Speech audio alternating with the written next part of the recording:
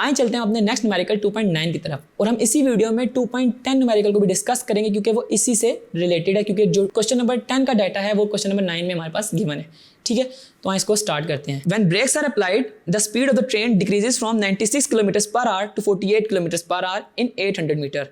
How much further will the train move before coming to rest, assuming the retardation to be constant? तो इसके अंदर आपके पास जो initial velocity है वो इक्वल है 96 किलोमीटर्स पर आवर के, और फाइनल वेलोसिटी आपके पास 48 किलोमीटर्स पर आवर के। जब आप इन दोनों को मीटर्स पर सेकंड में कन्वर्ट करते हैं तो हमारे पास ये आती है 26.67 मीटर पर सेकंड, और हमारे पास 48 किलोमीटर्स पर आवर मीटर पर सेकंड में आती है 13.33 मीटर्स पर सेकंड। और आपके पास जो टोटल डिस्टेंस है वो है 800 मीटर्स। तो आपने जो चीज़ में फाइंड करनी है वो डिस्टेंस है कि कितना डिस्टेंस चाहिए होगा इसको रेस्ट पे पहुंचने के लिए। ठीक है, तो आपको पता है कि जो हमारे पास, हम इसके लिए पहले एक्सेलरेशन को फाइंड करते हैं। तो एक्सेलरेशन के लिए मैं third equation of motion use करता हूँ, 2as is equal to vf square minus vi square, और मैं इनके अंदर अब वैल्यूज़ 1 by 1 करके पुट करता हूँ।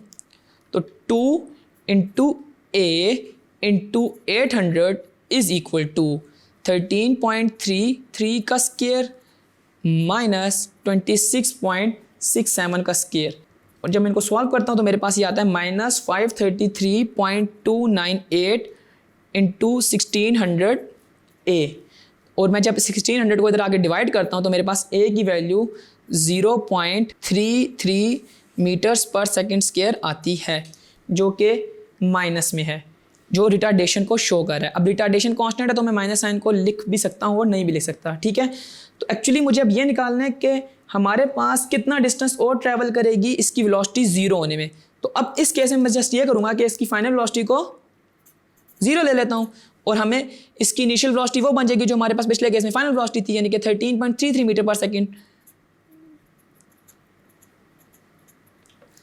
और एक्सेलरेशन आप ऑलरेडी निकाल चुके हैं। तो अगेन मैं third equation of motion use करता हूँ, 2as is equal to vf square minus vi square. ठीक है, तो अब इसके अंदर जो मैं a की वैल्यू जो मैंने ऊपर फाइंड किया वो पुट करूंगा, 2 into minus 0.33 is equal to vf। आपको पता ना क्या है, vf हमारे पास है 0 और vi आपके पास 13.33 का होल स्केयर, और ये आपके पास इक्वल आता है माइनस 177.78, और ये आपके पास इक्वल होता है s इंटू, क्योंकि आपको पता है इसके साथ s भी है, तो s इंटू माइनस 0.66 और 6, और जब ये चीज़ इधर आके डिवाइड होती है तो मेरे पास जो डिस्टेंस मिलता है वो आता है 266.9 मीटर के। तो यूँ आपने देखा कि कैसे हमने थर्ड इक्वेशन ऑफ मोशन को यूज़ करते हुए डिस्टेंस को फाइंड कर लिया। अब मैं न्यूमेरिकल नंबर 10 को देखता हूँ कि उसमें हमसे क्या चीज़ पूछी हुई है। न्यूमेरिकल नंबर 10 में है कि in above problem find the time taken by the train to stop after the application of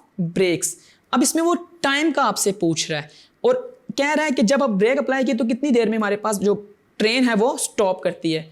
तो आपको इनिशियल वेलोसिटी तो उसकी पता है क्या है, इनिशियल वेलोसिटी आपके पास थी 26.67 मीटर्स पर सेकेंड, और फाइनल वेलोसिटी क्योंकि ब्रेक अप्लाई हो रही है तो वो 0 मीटर्स पर सेकेंड हो जाएगी, और आपके पास एक्सेलरेशन आपने फाइंड किया जो कि है 0.33 मीटर्स पर सेकेंड स्क्वायर के। आपने फाइंड करना है इसमें टाइम।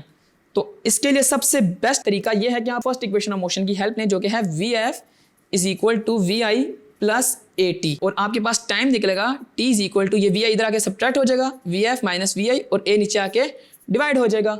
और जब आप इसके अंदर की वैल्यूज को पुट करेंगे 0 माइनस 26.67 ओवर माइनस 0.33, और जब माइनस 26.67 को डिवाइड करेंगे माइनस 0.33 से तो ये इक्वल आएगा 80 सेकंड्स के। तो आपने देखा कि कैसे हमने फर्स्ट इक्वेशन ऑफ मोशन को यूज करके टाइम निकाला। अब इन दोनों न्यूमेरिकल को साथ करने का मकसद ये था क्योंकि आधा डाटा हमारे पास 2.9 में गिवन था और आधा हमारे पास 10 में। आई होप कि आपको इस न्यूमेरिकल के बाद इस चैप्टर के सारे कॉन्सेप्ट और न्यूमेरिकल समझ आ गए होंगे। इंशाल्लाह will see you in the next video with a new chapter. Till then this is Irza from tutorial.pk।